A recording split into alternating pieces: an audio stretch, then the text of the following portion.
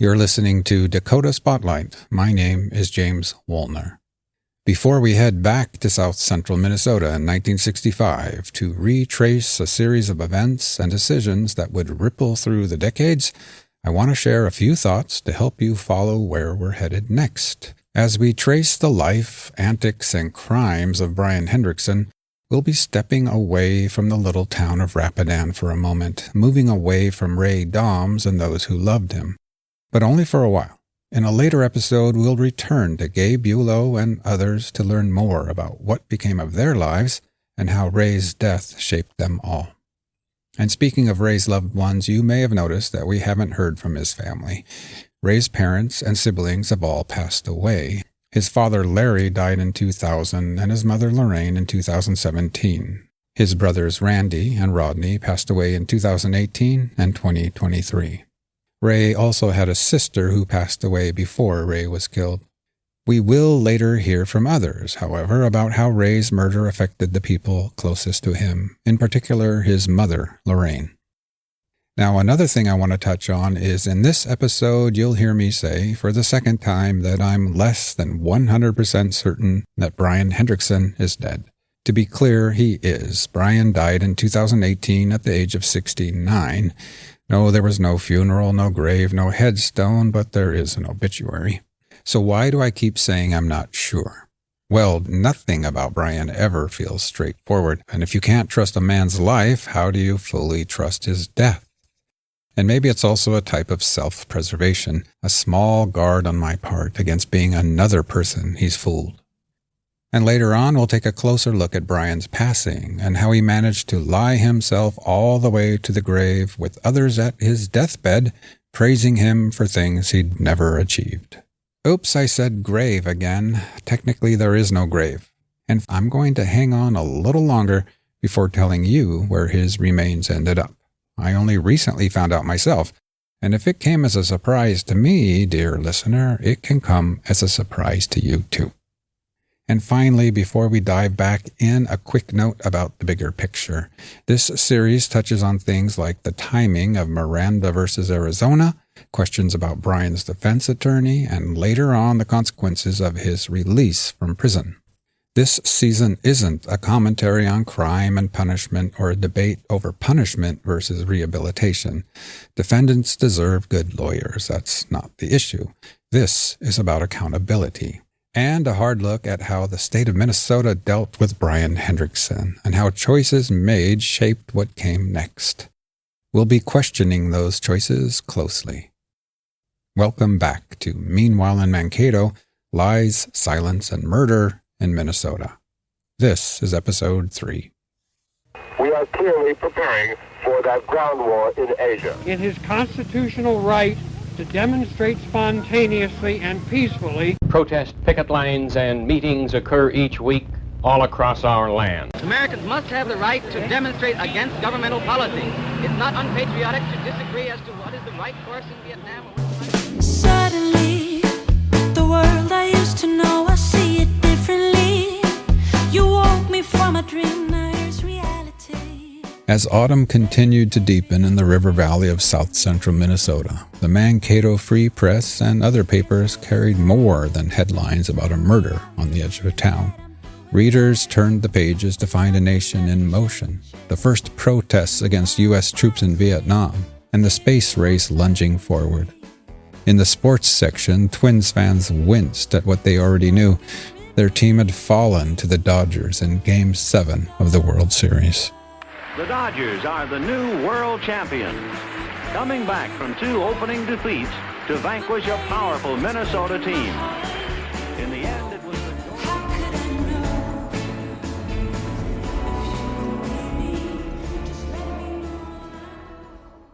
A different headline would have caught the attention of 2 men in Mankato. Blue Earth County Prosecutor Charles C. Johnson, the man who would be responsible for putting Brian Hendrickson behind bars, and defense attorney Cliff Kroon, the man assigned to defend him. On October 19th of that year, just 3 weeks after the murder of Ray Doms, the Supreme Court in Washington had agreed to hear a new case titled Miranda versus Arizona. This would lead to what we know as Miranda rights today. You know, you have a right to remain silent. You have the right to an attorney.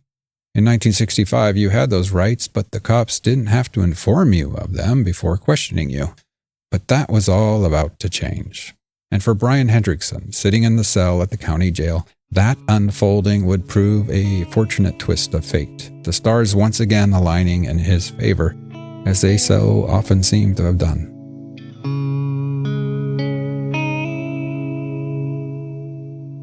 Of course, not everything broke his way. 3 months later, in January of '66, the results of the psychiatric examination revealed he was competent to face the machinery of the justice system. It is our opinion that Brian Hendrickson is at this time mentally competent to stand trial for the offense charged, to understand the nature of the proceedings, and to assist in his defense.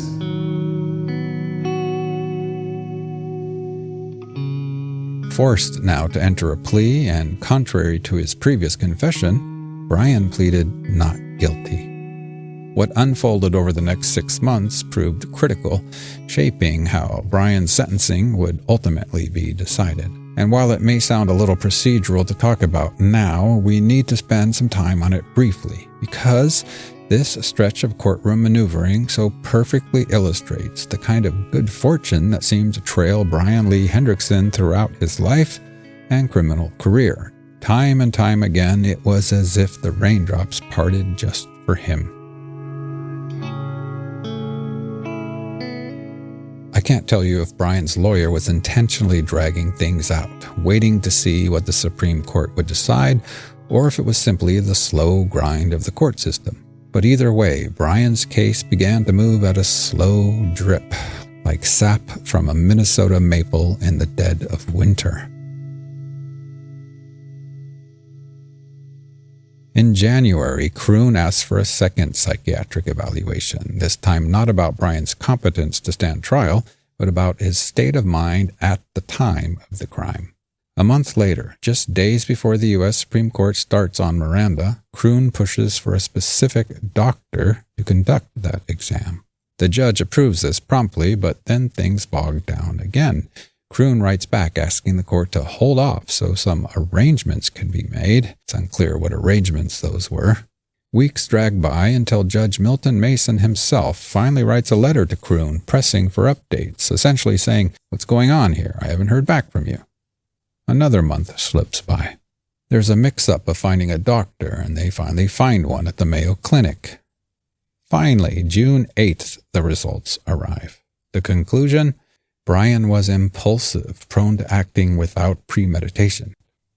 Just 5 days later, the Supreme Court hands down its decision in Miranda versus Arizona, and the timing can hardly be better for Brian.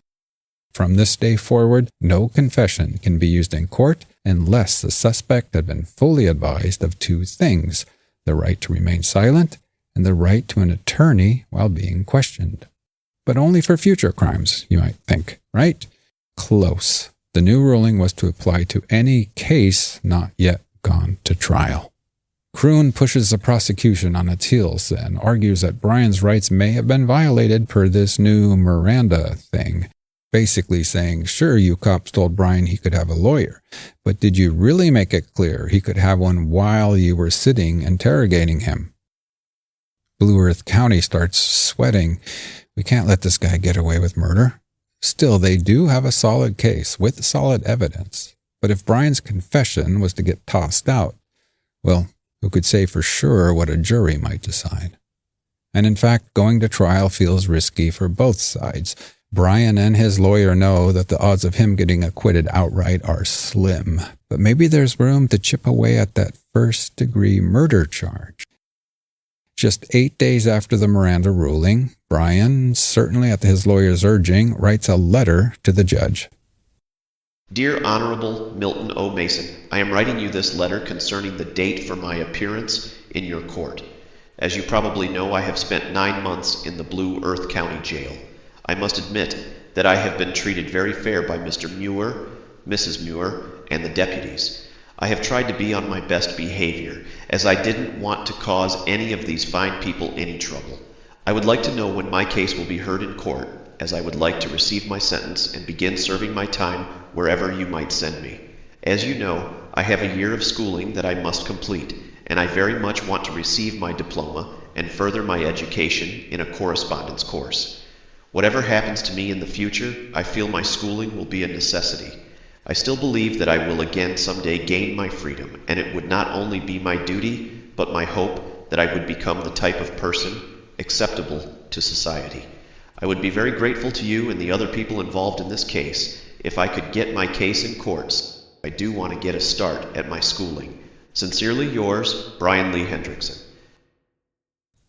With so much at stake and so much uncertainty around Miranda, by late July, both sides seem ready to cut their losses. They huddle up and make an agreement to let Brian plead guilty to second-degree murder.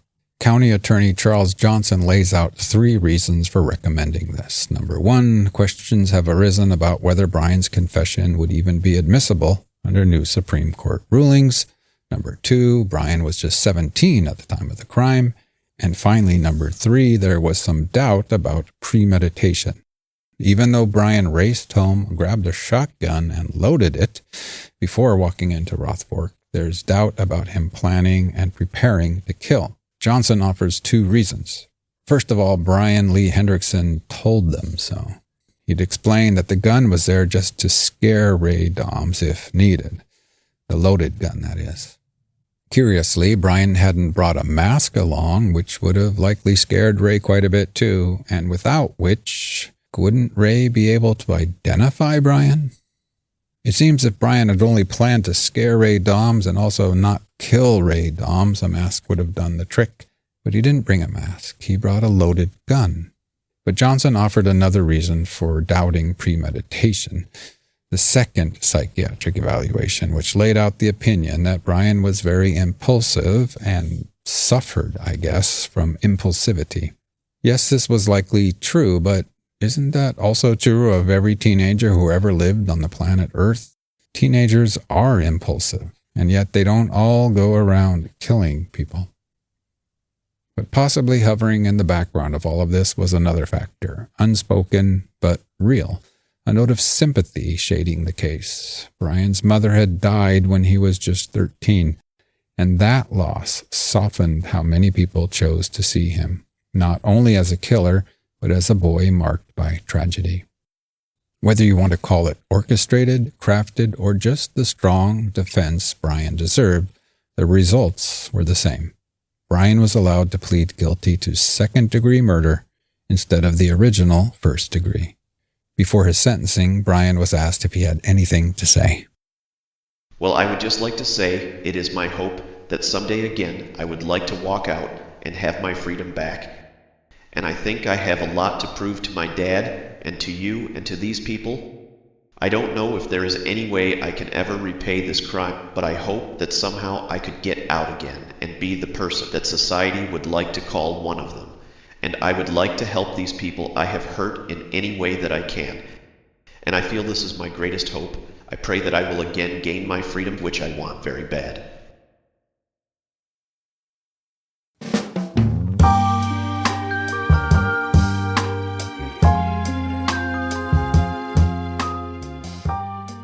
He was sentenced to as much as 40 years. Officially, he was committed to the Youth Conservation Commission, or YCC, Minnesota's experiment in rehabilitating young offenders. Instead of handing out fixed prison terms, judges committed youth to the YCC, which then decided where they would serve their time and for how long. The YCC even had the discretion to release inmates early if they proved themselves model prisoners.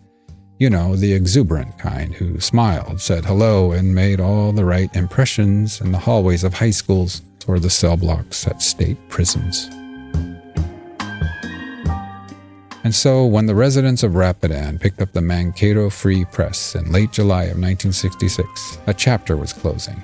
That kid who killed Ray Doms 10 months prior was being shipped off to St. Cloud Reformatory, a real prison, with a sentence of up to 40 years. And gosh, they reasoned, even if he got out a little early, even if he didn't do the full 4 decades, then surely he'd do 3 decades. Close to 3, at least. Certainly. After all, he had senselessly taken the life of Rapidan's own beloved Ray Doms. The punishment was something they could hold on to, a measure of justice after months of grief and waiting. Perhaps they set the newspapers down then, and their thoughts drifted back to Ray, to Gay, and the Rapidan class of 1965, all of them heading out in their own directions now.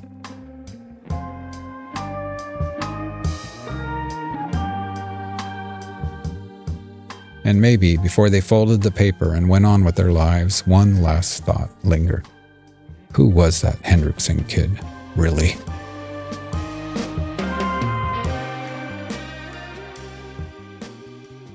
I mean, this is who he is. This guy is he really tricks people into thinking that he's a terrific guy, and he's not.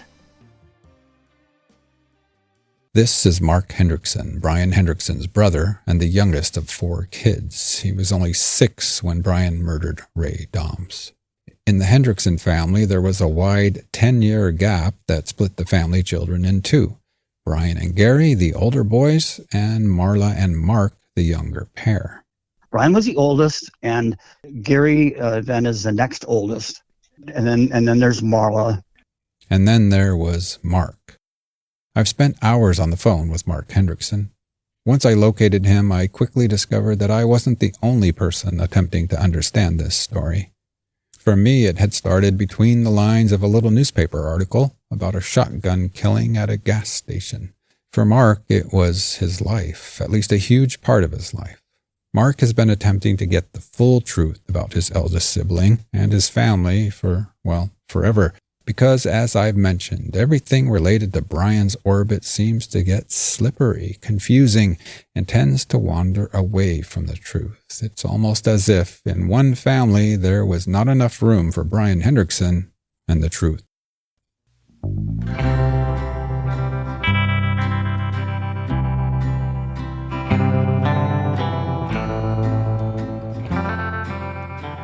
Their parents, Orvin and Verna Hendrickson, were married in Brant, South Dakota in 1946 before moving to south central Minnesota, where they settled primarily in the town of Blooming Prairie. From news clippings I've found in the Blooming Prairie Times, it appears the family had fit in well there. Articles reveal a family involved in the ordinary. The older boys took bus number 8 to the elementary school. During the 1959-1960 school year, Brian was recognized with his perfect 6th grade attendance record. In the summers, Brian and Gary went to Boy Scouts camp. In 7th grade, Brian's basketball team goes undefeated. But beneath that small-town normalcy, something heavier was unfolding for the Hendricksons. Their mother, Verna, had been diagnosed with cancer.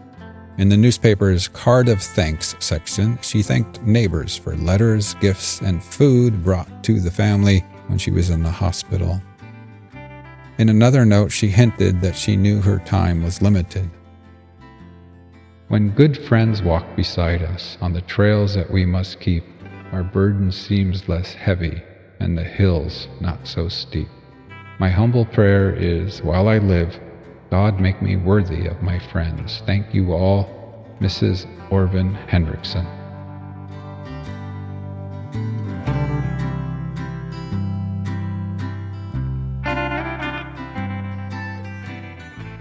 Verna died in December of 1961 when Brian was 13, Gary 12, and Marla 3. Mark was only 2 years old. He has no memories of his mother. I have pictures of me sitting on her lap, me with Dad, Mom, Brian, Gary, Marla, and myself together, but no memories. When Mom died, then it was a sister of hers that took Marla and I out to Bedford, Michigan, which is a suburb of Detroit, and we were raised there until we were both out of high school.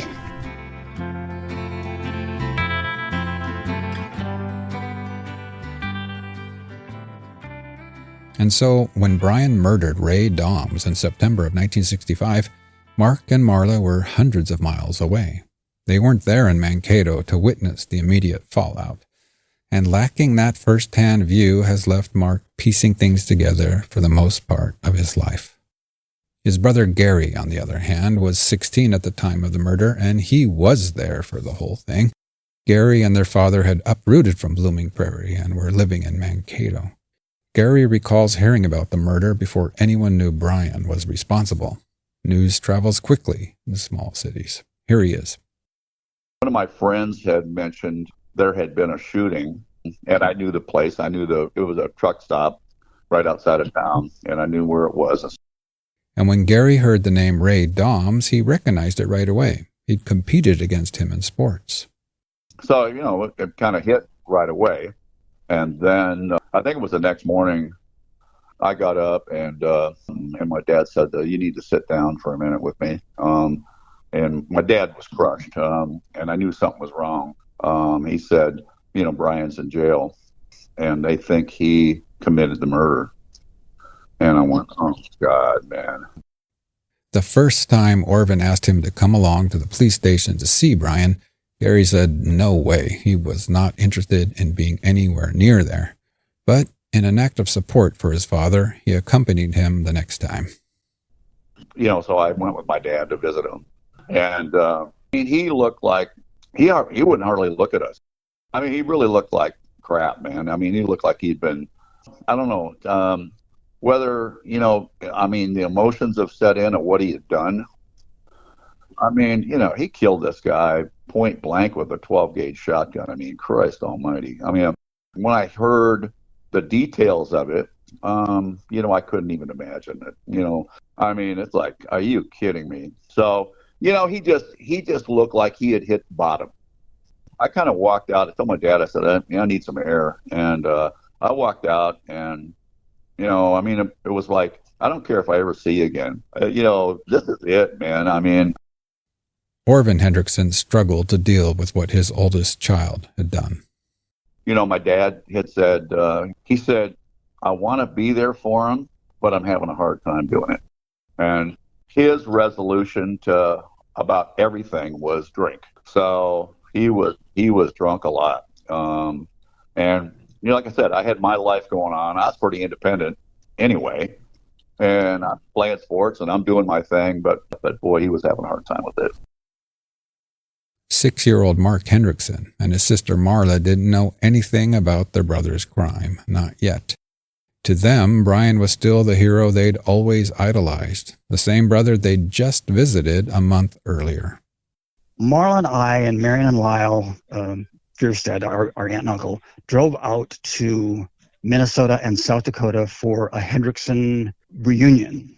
And so that actually took place in August of 1965. So we were out there and visiting just a month before. So when we went to visit, he spent the most time with Marla and I showing us around, and we were just enthralled with him. I mean, he was our hero. Oh my gosh, we have this older brother, and he's older, he's handsome, he's really charming, and a lot of goodness around him and stuff. We saw them and spent, again, really it was just a week time doing this reunion and then spending time with Dad and Brian and Gary. And then we went back to Redford, and the next thing I know, Brian he's in college, or so I'm told. He wasn't, but that was the story that I was told. So. Meanwhile, Gary Hendrickson was right there in Mankato, right there at Mankato High School, where the whole student body knew his brother had murdered Ray Doms of Rapidan. Sometimes his friends probed him for information. My friends, they had a hard time processing it. For me, like, what the hell are you going through? What do you, how do you feel about this? And I go, well, I've lived with a guy, for the last 5-6 years. He's been corrupt, man. According to Gary, behind Brian's smiles and polite manners, his life of crime started years earlier, even before their mother died, back in Blooming Prairie, Minnesota. My brother started out being a bad guy. I mean, he was always in trouble, man. You couldn't believe a word out of his mouth because he lied about everything. Pathological liar, man. I mean, he lied so much he believed his lies. He was running around with bad kids. And they were stealing stuff from, from the time, maybe 8, 9, 10 years old, something like that. When the trucks would pull up in town to deliver liquor to the stores and stuff, they'd fill cases of liquor and stuff off the truck. They had all kinds of stuff going on. Looking back, Gary sees those years in Blooming Prairie as the start of a pattern. Brian living on the edge, always skating from responsibilities and skirting consequences. I had a paper route, and I'm working my butt off just to have $5 in my pocket. And he's got hundreds laying on his bed. And we're talking 1965, man. He would try and give me, a couple $100 to make sure I didn't say anything. And I wouldn't take it. I knew it was corrupt money. They would go steal stuff, and he did all that stuff for, a number of years, never got caught. Except Brian would eventually get caught. But for Brian, repercussions or consequences were rarely part of the outcome. When he was an 11-year-old kid, he stole the judge's car in town, and they finally found him in Rockford, Illinois, or something at 11. And the judge's son was a really good friend of mine. We played basketball together and football. Fortunately, the judge really took it easy on him. Or maybe, Gary says after some consideration, maybe it was unfortunate. A hand slapped for Grand Theft Auto? You look back, some of the red flags, and that was one of them for Brian. They should have put him in juvie hall for a year. Gary Hendrickson wanted no part of his brother's life. Hey, I'm a young kid. I got my sports career going on. Yeah, everything is good. So I didn't need him.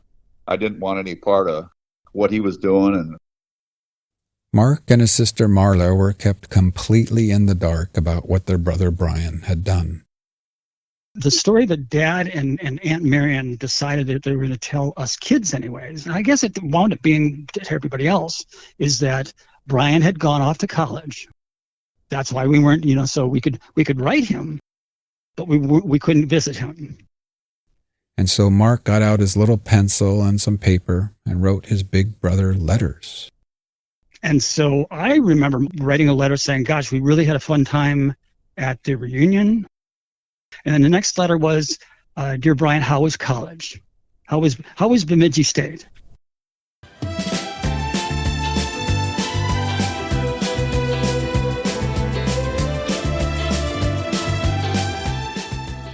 And so, for months, in a little house in Michigan, the two youngest Hendricksons scribbled their letters to their eldest brother, Brian. Months turned into years. It's about 3 years later, because I'm 8 at this time. So I'm 8 in the summer, going to be 9 in December. Then Marion sits down with Marla and I and says, we're going to go and visit Brian. And that was just exciting. That was so terrific. And she said, but there's something I have to tell you. And there's something I need to tell you. Yes, I must interrupt Mark now. Must interrupt us all during this moment. Just as Mark and Marla sit and await to learn more about this news, excited, their legs dangling from their chairs, anticipating visiting their big brother. I interrupt because as much as Brian Lee Hendrickson might wish this story to be only about him and always about him, I won't let him do that, not even from his grave. At least I believe he's dead. He must be dead. Although there was no funeral, no casket, nor headstone, I know he's dead and gone, and here we are talking about him all the same. This story is about other people, though. Ray Doms, for one, of course, but also another person. And on this day, in the summer of 1968, it is very easy to imagine what she is doing, especially if I help your imagination along. Lights, camera, action, a residential street in a mid-sized city in southern Minnesota, not Mankato, but also not all that far away. Our camera dollies down the street and settles in front of a modest 2-story house shaded by old trees. A narrow concrete walk leads from the sidewalk to a short set of steps at the front door.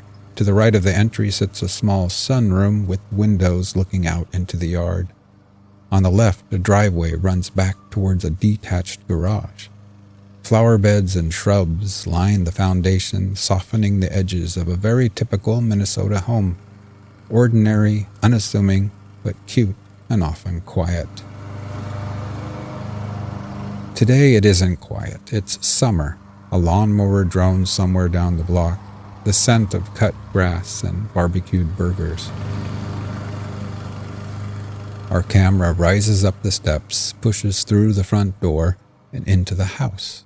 A small living room, a TV, a fan blowing in the corner. We move past a sofa, a coffee table, and into a side room where the light softens. A baby crib. And there, in the crib, we see a 6-month-old baby girl. Michelle is her name. She's awake, smiling. To her, the world is not a story, not a sequence of past and future, but a galaxy of flickering sounds and shifting shapes. To Michelle, it's all one endless dream, moment by moment, without meaning, without truth or lies. She doesn't know that the figures moving around her are people like herself, her parents, human beings, people she will someday grow to know much better, and the start of an endless chain of humankind crossing her path. She doesn't know that some people she will meet in her lifetime will be tender and good, while yet others will be anything but kind or good. For now, in this room on a summer day in 1968, Michelle simply coos and blinks and drifts, carried along in the mystery of this strange new thing being alive.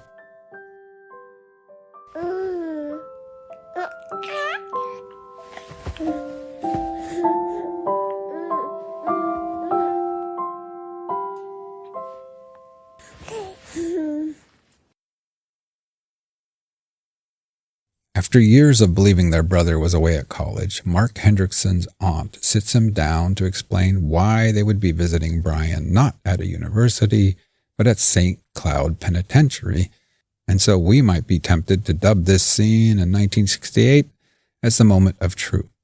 But that would be too easy for a story involving the life and times of Brian Hendrickson. In fact, even if this 8-year-old version of Mark Hendrickson is about to learn more about his eldest brother, it will take an additional 25 years before his moment of truth actually arrives, when he takes it upon himself to look into it all. I will tell you, at first, we were made to think that Brian was the victim.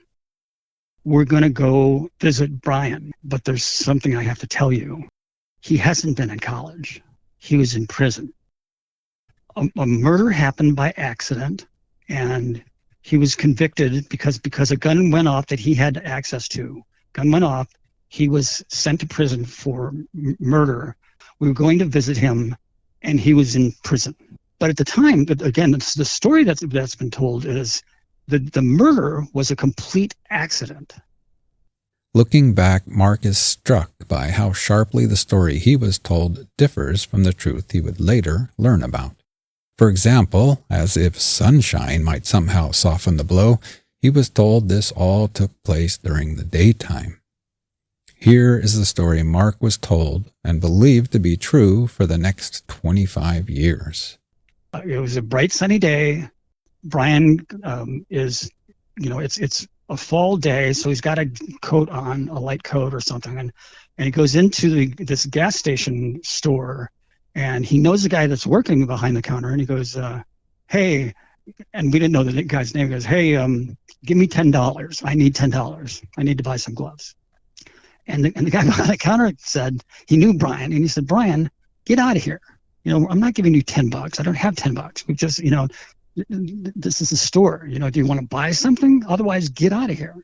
And Brian goes, no, I mean it. And then he pulls out from this jacket, he pulls out a rifle and says, I'm serious. And the guy was, again, according to the story, the guy jumps out from behind the counter and just says, you're nuts. And he fights him. And so they're struggling over the gun. The gun goes off, and it shoots the guy and kills him. Now, I don't know what it's like for anybody else, because but I know Marla and I at the time, we both thought, but that's not fair. He didn't mean to do it. So he was always the victim to us. And it's not, it's not that my family is that horrific or anything like that. I think they were so freaked out by the incident itself that they made up the story and they just stuck with it.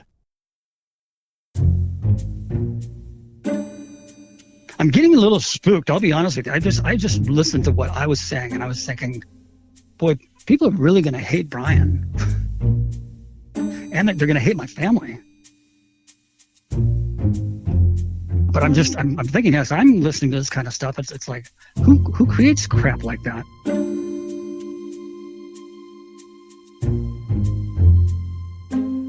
If the tables were turned, somebody murdered somebody in my family, and they had told their family that it was an accident, I'd be furious.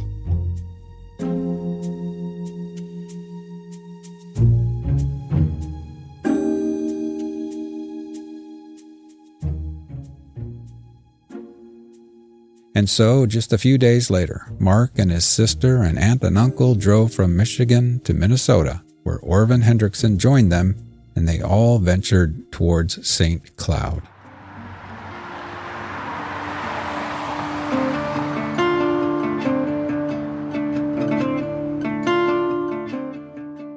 And as the car rolled along Minnesota highways, long gone was the make-believe sunshine that Mark's aunt had invented. It was now completely replaced with very real dark clouds.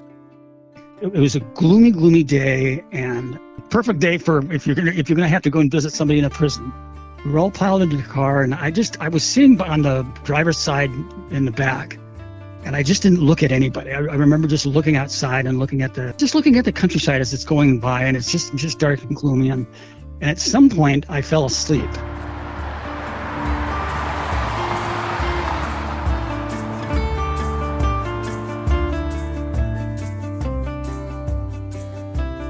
When he woke up, they were pulling into the prison. I remember thinking, this is what it looks like on TV. I'm going to a prison, and my brother is in there. This is just horrible. I kept thinking it was just not right, because it was like, why, if he made a mistake, why wouldn't somebody dig into that more and realize that it wasn't his fault? Well, again, when you haven't, unfortunately, I hadn't been told the truth. I didn't realize this, but at the time, this is the best I could hope for. So I thought, well, at least I'm going to go see him. They parked, and the family went inside, checked in, and then they were led to a visitation room. We kind of follow along with them, and there's all these prisoners that are catcalling Marla and I, and it was the scariest thing I've ever experienced. And it's multiple levels. You can look up and see that there are multiple levels of people, guys. It's not people, it's just guys. It's all guys carrying on and being assholes. I'm kind of staying pretty close to Dad at this point, because I was terrified. There's no getting around. We were surrounded by prisoners. They took their seats and they waited. After a few minutes, Brian walked in.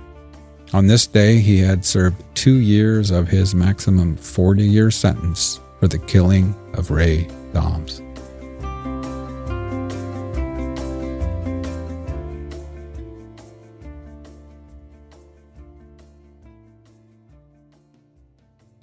He looked like he should, except he was wearing a pretty short haircut.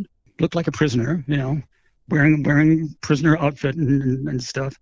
I mean, he looked fine. And immediately we all started crying.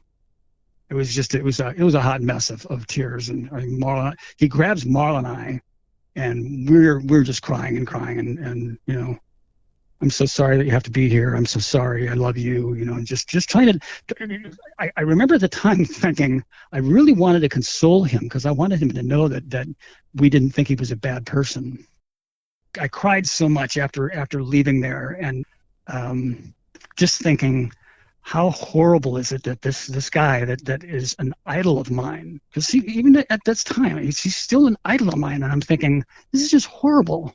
He had an accident with this gun. I mean, for all of my life, it's like, well, what would stop me from having that accident? Is it going to happen to me too? Am I going to be a murderer?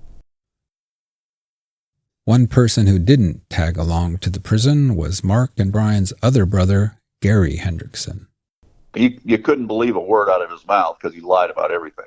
And I never saw him in prison. Not once. In fact, like a lot of other 19-year-old American men, Gary wasn't even in the country at the time. I got drafted into the military, and in short order, I was in Vietnam.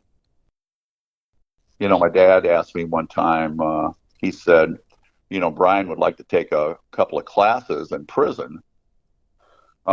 He said, could you help him out? I said, no. I said, I will send you $500.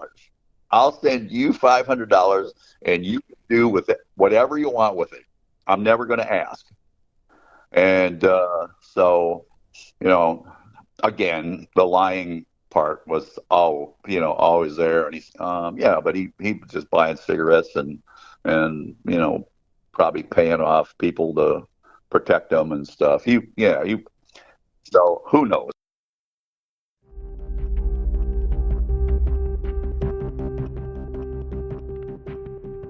Still yet to come in season 12. It's like being struck by lightning. You know, there are people out there that will kill you. The fact that my brother only served 5 years for the death of somebody else just seems, it's outlandish. His mother saying, the only way I can survive this is by thinking that something worse could have happened to him in Vietnam. He would do anything to anybody. Well, wow, no, maybe this is because my mom was leaving. I get a privilege, you know? So the convicted murderer is passing judgment on like a 2-year-old kid or something. Is that what you're telling us? Massive judgment. Downstairs, and I didn't think nothing of it at first. So he opened the door, and that's when my heart sank. I said he could have been a serial killer, and nobody would have known it. I would love to talk to somebody on how this slipped through the cracks. I don't understand this. I really don't. Thank you so much for joining me. Meanwhile in Mankato, Lies, Silence, and Murder in Minnesota was written, researched, edited, and produced by me, James Wolner. Additional research assistance by Mari Zoerb Hansen. If you'd like to learn more, visit dakotaspotlight.com where you can explore 12 seasons of the show. If you have more information about this story, please send me an email at dakotaspotlight@gmail.com. Thank you again for joining me and for listening to Dakota Spotlight.